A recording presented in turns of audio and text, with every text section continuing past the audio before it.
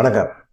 ஓபிஎஸோட தீவிரமான ஆதரவாளர் வைத்திலிங்கம். வைத்திலிங்கம் எந்த சூழ்நிலையும் ஓபிஎஸை விட்டு பிரிய மாட்டார். ஓபிஎஸ்க்கு கடைசி வரைக்குமே ஓபிஎஸ் கூட சப்போர்ட்டாக இருப்பார் அப்படின்னு சொல்லப்பட்ட ஒரு நபர்.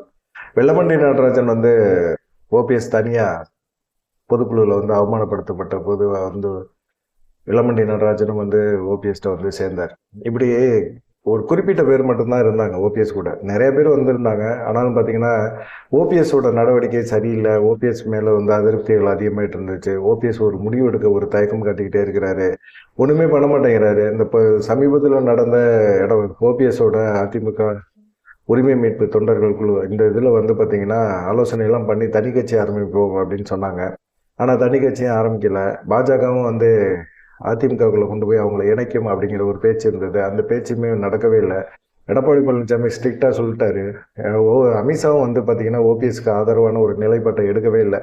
ஓபிஎஸ்ட பெருசாக ஆதரவு இல்லை, ஓபிஎஸ்னால தனிப்பட்ட முறையில் பெருசாக செயல்பட முடியல அப்படிங்கிற அவநம்பிக்கை அவங்களுக்கு வந்துருச்சு. எடப்பாடி பழனிசாமி கட்டுப்பாட்டில் தான் கட்சி இருக்குது அப்படிங்கிற மாதிரி அவருன்னு நினைக்க ஆரம்பிச்சிட்டாரு. இப்போ ஓபிஎஸ்க்கு என்ன மரியாதை இருக்குது அப்படிங்கிற மாதிரி ஒரு எண்ணம் வந்தது. ஓபிஎஸ் பாஜக சொல்லி தான் தர்ம யுத்தம் சசிகலாவுக்கு எதிராக பண்ணார். அப்புறமா பார்த்தீங்கன்னா எவ்வளோ தூரம் சசிகலா மூலமாக தான் அவர் இந்த அளவுக்கு வந்தார். அப்படிப்பட்ட ஒரு சூழ்நிலையில் சசிகலாவுக்கு எதிராக அவங்க தர்ம யுத்தம் நடத்துங்க அப்படின்னு சொல்லும்போது இவர் எந்த விதமான யோசனையும் இல்லாமல் பாஜக நமக்கு சப்போர்ட் இருக்குது அப்படின்னு சொல்லி ஒரு நம்பிக்கையில் போய் பண்ணார். பாஜகவோட விஷயங்களே அப்படித்தான். கட்சியை பலகீனப்படுத்தும், யார் மூலமாவது பலகீனப்படுத்தும். அது ஜெயலலிதாவோட விசுவாசி அப்படின்னு சொல்லக்கூடிய ஓபிஎஸ் மூலமாக கட்சியை பலகீனப்படுத்துறதுக்கான முயற்சி அவங்க எடுத்தாங்க. ஓபிஎஸ் அன்னைக்கு தடுமாறிட்டார்.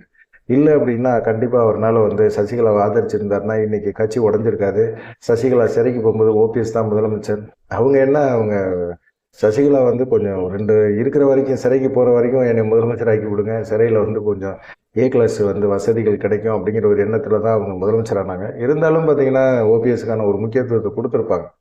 தேவையில்லாமல் எடப்பாடி பழனிசாமி அப்படின்னு யாருக்குமே தெரியாத ஒரு நபரை உள்ளே கொண்டு அவரும் டிடிவி தினகரன் காலை பிடிச்சி சசிகலா காலில் விழுந்து கும்பிட்டு முதலமைச்சர் பதவியை வாங்கிட்டு அதுக்கப்புறமா டிடிவி தினகரன் சசிகலா இவங்களை எல்லாத்தையும் பாஜக சொல்கிற மாதிரியே வழின்னு பண்ணி அவங்களெல்லாம் கட்சியை விட்டு நிப்பாட்டினார். கட்சியை பலகீனப்படுத்தணுங்கிற எண்ணம் தான். ஏன்னா பாஜக தமிழ்நாட்டில் காலுன்றணும்னா வேறு கட்சியை பலகீனப்படுத்தணும். நல்ல செல்வாக்கான ஒரு கட்சி.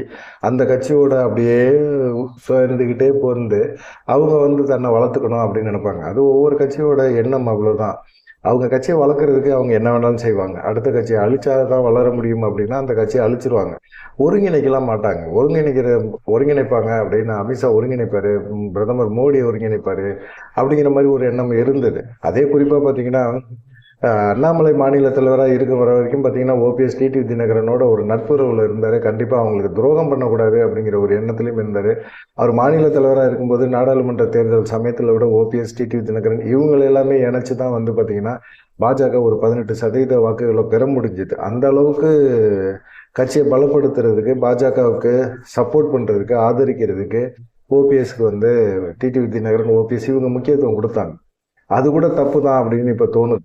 ஏன்னு கேட்டிங்கன்னா இவ்வளோ சதவீத வாக்குகள் வச்சுருக்கோன்னு சொல்லிட்டு இன்றைக்கி எடப்பாடி பழனிசாமிக்கு மிரட்டலை கொடுக்குறாங்க. அதுக்கு காரணம் ஓபிஎஸ் டிடிவி தினகரன் தான். ஆனால் இப்போ பார்த்தீங்கன்னா ஓபிஎஸ் டிடிவி தினகரன் ஓபிஎஸ் அவமானப்படுத்துகிறாரு. மாநில தலைவராக நயினாநாயகன் வந்த பிறகு ஓபிஎஸ் அவமானப்படுத்துகிறாரு. நாளைக்கு இந்த அவமானம் எனக்கும் ஏற்படும், அதனால் நாங்கள் என்டிஏ கூட்டணி விட்டு வெளியேறேன்னு சொல்லிட்டு ஓபிஎஸ் வெளியேறின பிறகு டக்குன்னு டிடிவி தினகரன் வெளியேறினார். சரி, இவங்க 2 பேருமே வெளியேறிட்டாங்க அப்படிங்கிறபோது பார்த்தீங்கன்னா அதை பற்றி பாஜக பெருசாக கண்டுக்கவே இல்லை. இன்னைக்கு தேர்தல் இருக்கும், டிடிவி தினகரன் வேணும். தென் மாவட்டங்களில் டிடிவி தினகரனுக்கு ஆதரவு இருக்குது, ஓபிஎஸ்க்கு பெருசாக ஆதரவு இல்லை அப்படிங்கிற மாதிரி ஒரு எண்ணம் அவங்க மைண்டில் இருக்குது. எப்படி ஓபிஎஸ்க்கு ஆதரவு இல்லை அப்படின்னு நீங்கள் நினைக்க முடியும்? ஓபிஎஸ்க்கு தென் மாவட்டங்கள் ஆதரவு இல்லைன்னு எப்படி சொல்ல முடியும்? நாடாளுமன்ற தேர்தல் அவர் சுயேட்சையாக நின்று அவர் வாங்கின வாக்கு சதவீதம் என்ன அப்படிங்கிறது எல்லாத்துக்குமே தெரியுமில்ல. அப்படிப்பட்ட ஒரு சூழ்நிலையில் நீங்கள் ஓபிஎஸ்க்கு ஆதரவு இல்லைன்னு எப்படி யோசிச்சிங்க அப்படிங்கிற ஒரு கேள்வியெல்லாம் எழுது. ஆனால் என்ன பண்ண முடியும்? ஓபிஎஸ் எதிர்பார்த்த மாதிரி நடக்கவே இல்லை. ஓபிஎஸ் அமித்ஷாவை திடீர்னு கொச்சினில் கேரளா ஐத்தியத்தில் இருந்தபோது பார்த்தீங்கன்னா அமித்ஷா ஃபோன் போட்டு ஓபிஎஸ் வர சொன்னார். கொச்சின்லேருந்து நேராக டெல்லி போனார், அமித்ஷாவை சந்தித்தார், அமித்ஷாட்ட பேசினார்.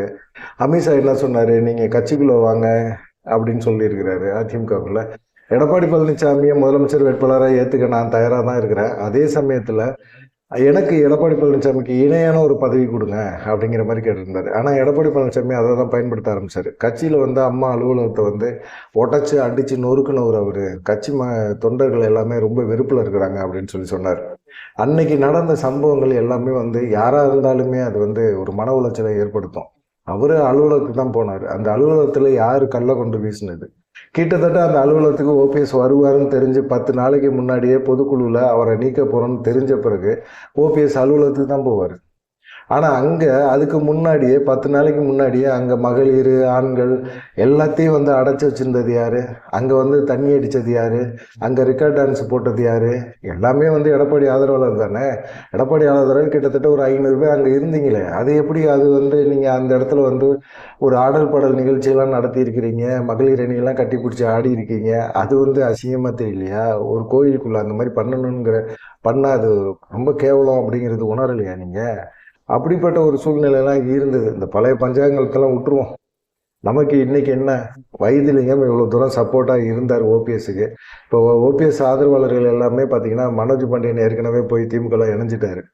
சரி, இப்போ வைத்திலிங்கமும் திமுகவில் இன்னைக்கு இணைய போறாரு. 10:30 மணிக்கு வந்து அவர் எம்எல்ஏ பதவியை ராஜினாமா பண்றாரு. ராஜினாமா பண்ணிட்டு திமுகவில் போய் முதலமைச்சர் ஸ்டாலின் முன்னிலையில் போய் சேர போறாரு. எடப்பாடி பழனிசாமி வைத்திலிங்கத்தோட ஏற்கனவே பேச்சுவார்த்தை நடத்தியிருக்காரு. டெல்டாவில் வந்து அதிமுக கொஞ்சம் ஸ்ட்ராங்காக இருக்கணும்னா நமக்கு வந்து கண்டிப்பாக வந்து வைத்திலிங்கம் வேணும் அப்படிங்கிறதெல்லாம் பேசியிருக்காரு. ஏற்கனவே வைத்திலிங்கத்துக்கும் வேலுமணிக்கும் ஆகாது. வேலுமணிக்கு சப்போர்ட் பண்ணார் எடப்பாடி பழனிசாமி. அந்த கொதிப்பில் தான் என்ன செஞ்சார், இவர் ஓபிஎஸ் வெளியேறும்போது ஓபிஎஸோட வந்தார். ஓபிஎஸ்க்கு வலதுகரமாக செயல்பட்டார். அதே போல் ஆலோசனை கூட்டங்கள் போடும்போதெல்லாம் தனி கட்சி தோங்குன்னாரு. ஓபிஎஸ்க்கு வந்து நம்பிக்கை இல்லை. தனி கட்சி தொடங்கி நம்ம இனிமேல் என்ன பண்ணுறது, அரசியலை எதிர்கொள்கிறது அப்படிங்கிற மாதிரி அவர் எண்ணத்தில் இருந்தார். இப்போ ஓபிஎஸ் கூட வந்து வெல்லமண்டி நடராஜன் அவரும் வந்து இன்னைக்கு வைத்திலிங்கத்தோடு போய் அவருமே வந்து திமுகவில் முதலமைச்சர் ஸ்டாலின் முன்னிலையில் சேர போகிறார். இப்படி எல்லாருமே வந்து சேர போகிறாங்க அப்படின்னா ஓபிஎஸ் கூட ஐயப்பன் இவங்க 2 பேர் தான் இருக்கிறாங்க. 2 எம்எல்ஏக்கள் தான் இருக்கிறாங்க. பாஜகவும் வந்து 2 எம்எல்ஏ சீட்டு தான் தரும் அப்படின்னு சொல்லிச்சு. மீதி எதுக்காக நீங்கள் எனக்காக கஷ்டப்படுறீங்க? நீங்கள் திமுக சைடு போனீங்கன்னா திமுகவில் உங்களுக்கான முக்கியத்துவம் கொடுக்கும். போங்க, திமுக சைடு போங்க, திமுக கூட இருங்க அப்படின்னு சொல்லி ஓபிஎஸ் வாழ்த்தி தான் அனுப்புகிறாரு. யாரையுமே வந்து எடப்பாடி பழனிசாமியோட போய் சேர்ந்துடாதீங்க. எடப்பாடி பழனிசாமியை வந்து பாஜக அழிக்க போகுது, அதிமுக அழிய போகுது, திரும்ப அந்த கட்சியில் போய் சேர வேணாம், நீங்கள் போய் அங்கே சேருங்க, நான் வந்து சுயேட்சா கூட நின்றுக்கிறேன், என்னை பொறுத்த வரைக்கும் நீங்கள் கவலைப்பட வேணாம் அப்படிங்கிற மாதிரி ஒரு எண்ணத்தில் இருக்கிறாரு. பாஜகவும் வந்து பார்த்தீங்கன்னா ஓபிஎஸோட நடவடிக்கை எல்லாமே தெரியும். அவங்களால என்ன பண்ண முடியும் அப்படிங்கிற ஒரு எண்ணத்தில் இருந்தாங்க. என்னால் பண்ண முடியும், என் கூட இருக்கிறவங்க அதிருப்தியில் இருக்கிறாங்க, என் மேலேயே அதிருப்தியில் இருக்கிறாங்க, அவங்க போய் திமுக கூட சேரணும்னு நினைக்கிறாங்க, திமுக கூட போய் சேரட்டும், எனக்கு என்ன இருக்குது, அவங்கள நான் கட்டுப்படுத்த முடியாது, நீங்கள் அவங்க மேலே நடவடிக்கை எடுத்தாலும் எடுத்துக்கோங்க அப்படிங்கிற மாதிரி தான் அவர் அசால்ட்டாக டீல் பண்ணுவார். ஏற்கனவே வைத்திலிங்கத்தை வந்து அப்படி கட்டுப்படுத்த பார்த்தாங்க. அமலாக்கத்துறை மூலமாக அவர் ரைடுகள்லாம் விட்டாங்க. பாஜகவை ஆதரித்தார் ஓபிஎஸ் அன்னைக்கெல்லாம். என்ன திடீர்னு நம்ம எங்களோட ஆதரவாளர் மத்தியில் நீங்கள் போய் ரைடெல்லாம் அடிக்கிறீங்கன்னு பாஜக மேலிடத்தில் வந்து கேட்டார். அவங்க பெருசாக ஒன்றும் இது பண்ணலை, பதில் சொல்லலை. அப்பயே வந்து வைத்திலிங்கம் அதிருப்தியில் தான் இருந்தார். ஓபிஎஸ்க்கு மதிப்பு இல்லை, ஓபிஎஸ்ஸை நம்பியிருக்க நம்மளையும் மதிக்கலை, என்ன பண்ணுறது, ஓபிஎஸ் பாவம் அப்பாவி மனுஷன், அந்த மனுஷன் நல்ல மனுஷன் தான், இருந்தாலும் என்ன பண்ண முடியும், அரசியலில் வந்து சூதுவாது எல்லாமே தெரிஞ்சிருக்கணும், இருந்தால் தான் அரசியலில் ஜெயிக்க முடியும் அப்படிங்கிற ஒரு சூழ்நிலை இருக்குது. நல்லவன்லாம் இங்கே அரசியலுக்குள்ளே வரக்கூடாதுங்க, ஏதாவது பண்ணிக்கிட்டு இருக்கணும் அப்படிங்கிற மாதிரி இருந்தது. இப்போ மனோஜ் பாண்டியன் போகும்போதே ஓபிஎஸ் வந்து அவரை அனுப்பிச்சி விட்டாரு அப்படின்னு தான் சொன்னாங்க. அதுக்கப்புறமா பார்த்தீங்கன்னா ஓபிஎஸோட தீவிரமான ஒரு ஆதரவாளர் முன்னாள் எம்எல்ஏ சுப்பு அவரும் போய் சேர்ந்தார் திமுகவில். இப்போ பார்த்தீங்கன்னா வைத்திலிங்கம் இன்னைக்கு போகிறாரு, அதை தாண்டி இவரும் போகிறாரு, நம்ம வெல்லமண்டி நடராஜனும் போகிறாரு. வெல்லமண்டி நடராஜன் மேலே எடப்பாடி பழனிசாமி என்றைக்குமே எந்த சூழ்நிலையிலுமே அவரோட பேச்சுவார்த்தை நடத்த மாட்டார். 2021 சட்டமன்ற தேர்தலில் வந்து ஒரு 6-7 தொகுதிகளை ஒப்படைச்சு இந்த தொகுதிகள் எல்லாம் பார்த்துக்கங்க அப்படின்னு சொல்லிட்டு எல்லாம் படப்பட்டுவாடாக்கெல்லாம் எல்லாம் வெல்லமண்டி நடராஜனை பொறுப்பாக கொடுத்தா எல்லாத்தையும் ஆட்டையை போட்டு கொடைக்கானலில் இடத்த வாங்கி ரிசார்ட்டாக வாங்கி போட்டு வச்சுட்டாரு. இதில் வந்து எடப்பாடி பழனிசாமி பயங்கரமான கோபம். வெல்லமண்டி நடராஜன் தோத்ததுக்கு காரணமும் செலவு சரியாக பண்ணலை அப்படிங்கிறது தான். இதனால் வந்து வெல்லமண்டி நடராஜனை எடப்பாடி பழனிசாமி சேர்க்க மாட்டார். அதனால அவர் என்ன செய்கிறாரு, ஓபிஎஸ் கூட இருந்தார். ஓபிஎஸ் கூட இருந்தாலும் இப்போ அவருக்குன்னு ஒரு கெத்து வந்துருச்சு இல்லை, அவர் அப்படியே போய் திமுகவில் போய் சேர போகிறாரு அப்படின்னு சொல்கிறாங்க. பார்க்கலாம். ஓபிஎஸோட கூடாரம் வந்து சுத்தமாகவே காலியாகுது. ஓபிஎஸும் ஐயப்பன் மட்டும்தான், 2 எம்எல்ஏக்கள் மட்டும்தான் இனிமேல் ஓபிஎஸ் கூட இருப்பாங்க. ஐயப்பனும் பார்த்தீங்கன்னா தேர்தல் நெருக்கத்தில் அவங்களுக்கும் திமுக பேச்சுவார்த்தை ஏதாவது நடத்தி, உங்களுக்கு உங்கள் தொகுதியை, உசிலம்பட்டி தொகுதியை நாங்கள் கொடுக்குறோங்க வாங்க அப்படின்னு சொன்னாங்க அப்படின்னா, கண்டிப்பாக அவருமே ஐயப்பனுமே ஓபிஎஸை விட்டுட்டு போயிடுவார். அரசியலில் இதெல்லாம் சகஜம் தானே. இப்படிலாம் இருந்தால் தான் நல்லது. சும்மா நான் அவருக்காக இருந்தேன், அவருக்காக நான் செயல்பட்டேன், இனிமேல் யாருக்கு நான் தலைவராக ஏற்றுக்க முடியாது அப்படிங்கிற மாதிரிலாம் சொல்ல முடியாது, சொல்லவும் கூடாது. சொன்னால் அரசியலில் காணா போயிடுவீங்க. இப்போ ஓபிஎஸ் நிலைமை தான் எல்லாத்துக்கும் ஏற்பட்டுரும் அப்படிங்கிற மாதிரி சொல்கிறாங்க. செங்கோட்டையெல்லாம் இப்படி தாவேக்கா சைடு போய் டக்குன்னு செட்டில் ஆகிட்டார். அதுபோல் ஒரு கட்சியில் போய் செட்டில் ஆகிடணும். எடப்பாடி பழனிசாமிக்கு எதிராக அரசியல் பண்ணுறோம்னா, எடப்பாடி பழனிசாமிக்கு எதிராக யார் அரசியல் பண்ணுறாங்களோ அவங்க கூட சேர்ந்து அரசியல் பண்ணுறது ரொம்ப நல்லது. அதை தான் ஓபிஎஸும் முடிவெடுத்திருக்காரு. திமுக தான் நமக்கு பெஸ்ட்டு அப்படின்னு சொல்லி இப்போ எல்லாத்தையும் அனுப்பிச்சி விடுவார். ஒரு காலகட்டத்தில் பாஜக என்ன பண்ண போகுது அப்படிங்கிறது தான். ஏன்னா பிரதமர் 23ஆம் தேதி வர்றதுக்கு பார்த்திங்கன்னா எல்லாத்துக்குமே பாரிவேந்தருக்கு முதற்கொண்டு அழைப்பு கொடுத்துறாங்க, ஏசி சண்முகத்துக்கு முதற்கொண்டு அழைப்பு கொடுத்துறாங்க. ஓபிஎஸ்க்கு அழைப்பே இல்லைங்க. அப்போ ஓபிஎஸ் என்னதான் பண்ணுவார்? இப்படி நயினா நாகேந்திரன், எடப்பாடி பழனிசாமி கூட்டு சேர்ந்து இப்படி பண்ணுறீங்க. டிடிவி தினகரன் ஒரு எல்லையில் அவருமே ஓபிஎஸை கழட்டி விட்டுட்டு அவர் என்டிஏ கூட்டணிக்குள்ளே போகிறேன் அப்படின்னு சொல்லிட்டு இருக்கிறாரு. எப்பயுமே நான் ஓபிஎஸை விட்டு நான் போக மாட்டேன், அரசியலில் நாங்கள் இணைந்து செயல்படுவோம் அப்படின்னு சொல்லிட்டு இருந்தால் அவருமே போயிட்டார். இப்போ என்னதான் பண்ணுவார் ஓபிஎஸ்? எல்லாம் திமுக சைடு போங்க. நான் என்னை பொறுத்த வரைக்கும் கேட்டிங்கன்னா திமுக சைடில் போய் ஓபிஎஸ்மே சேர்ந்துறது நல்லது அப்படின்னு தான் தோணுது. நன்றி, வணக்கம். இதை பற்றி நீங்கள் என்ன நினைக்கிறீங்க அப்படிங்கிறத மறக்காமல் கமெண்ட் பண்ணுங்கள். நன்றி.